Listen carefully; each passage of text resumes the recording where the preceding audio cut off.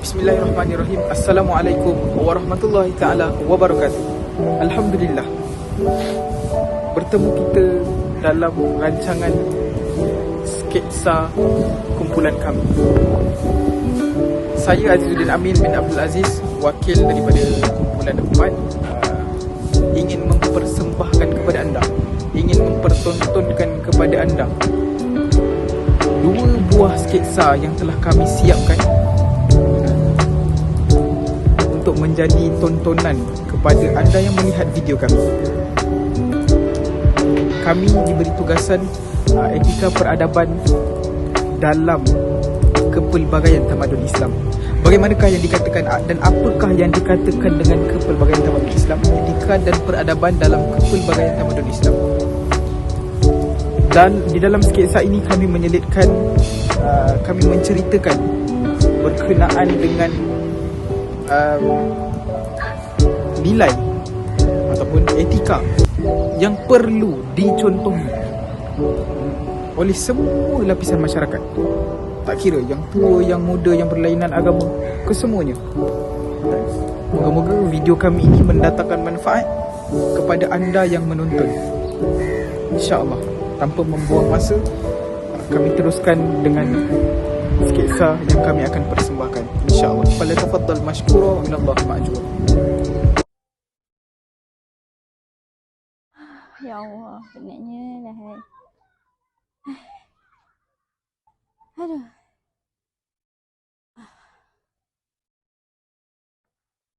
Jauhnya lah.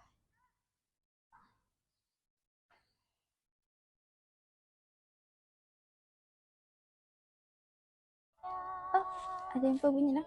Aduh. Hello, Assalamualaikum. Ya. Abang dah sampai? Kat mana? Oh, okey. Nanti saya nak pergi sana. Okey, bye. Assalamualaikum.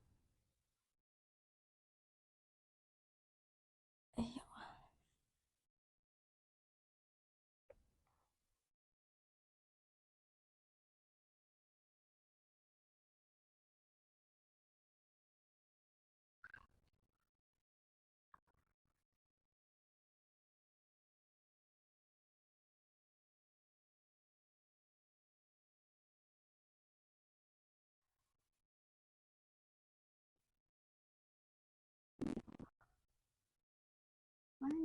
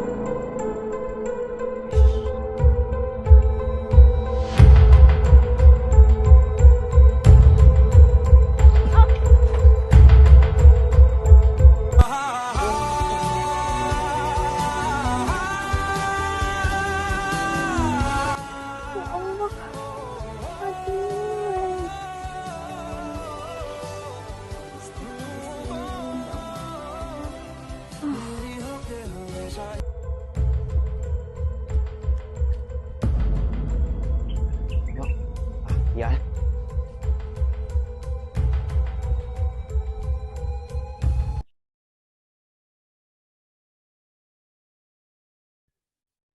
Larut, pura-pura. Apa tu?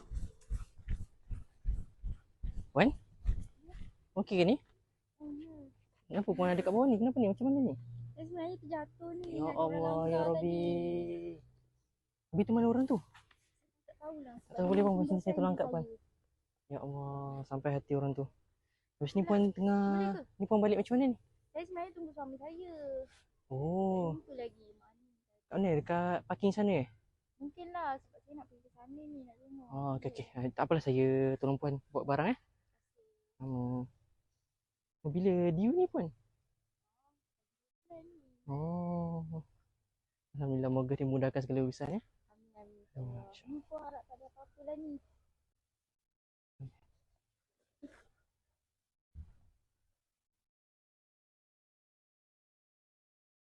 Tu macam kereta suami saya tu. Oh, ya ke? Ha.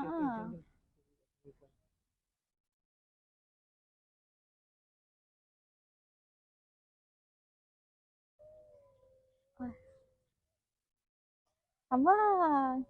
Okey lah, tak apalah. Terima kasih. Dah sampai dah suami saya tu. Allah. Aduh, sakitnya kaki ni. Boleh gerak ni rasanya ni. Minta tolong orang ni. Mana pula ni? Bang, tak tolong bang. Apa ni bang? Tadi terjatuh bang. Aduh, rasanya saya rasa tak boleh gerak ni bang kaki ni bang. Tengok tak patah. ke ni biasa? Rasa macam patah bang. Dia potong kaki ke? Bang, saya bukan apa lah bang Saya Bang boleh tolong tak bang? sempat saya boleh tolong, tapi saya pun rushing ni, saya ada kerja lain. Tolong hantar saya sekejap ke klinik bang. Tahu bang, sorry. Oh. Bang, tolong bang. Oh, gerak ni. Dia ngesot pula. Mungkin parah kot daripada aku langgar orang tak biasa ni. Aduh. Tolong menolong ialah salah satu sifat mulia yang dituntut dalam Islam. Sebagai manusia, kita berkewajipan untuk menolong antara satu sama lain, tidak kira bangsa ataupun agama. Amalan ini memperlihatkan keimanan yang tulus dan teguh dan merupakan salah satu tarbiyah yang diajarkan oleh Nabi kita, iaitu Nabi Muhammad SAW, berpaksikan akidah kepada Allah Subhanahu Wa Taala. Jadi, kita sebagai rakyat Malaysia yang hidup dalam berbagai kaum, kita bertanggungjawab tolong menolong antara satu sama lain, kerana ianya dapat meningkatkan silaturahim kita antara satu sama lain, seperti mana jika seseorang lelaki itu sering melakukan ataupun menolong orang lain, ianya dapat meningkatkan perlakuan yang baik. Jadi, apalagi jom kita tonton kisah yang kedua pula. Ini Hafiz. Dia bekerja di salah sebuah masjid di Bandar Johor Bahru. Dia merupakan salah seorang imam di masjid tersebut. Setelah selesai tuntutan kerjanya, iaitu mengimamkan solat isyak, dia berhajat untuk pulang ke bilik untuk melakukan aktiviti bebas. Dalam pada waktu yang sama, keesokan harinya, giliran Hafiz untuk bertugas sebagai seorang imam untuk mengimamkan solat subuh secara berjemaah di masjid tersebut. Dan Hafiz sebenarnya sedar akan tuntutan kerjanya pada esok hari, iaitu dia mengimamkan subuh, dan dia bertugas pada esok hari mengimamkan solat subuh secara berjemaah.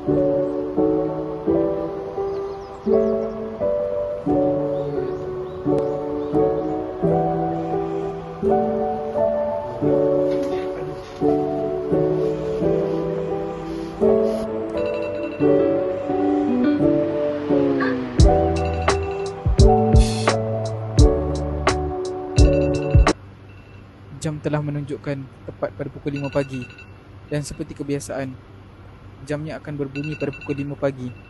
Akan tetapi Hafiz tidak sedarkan diri.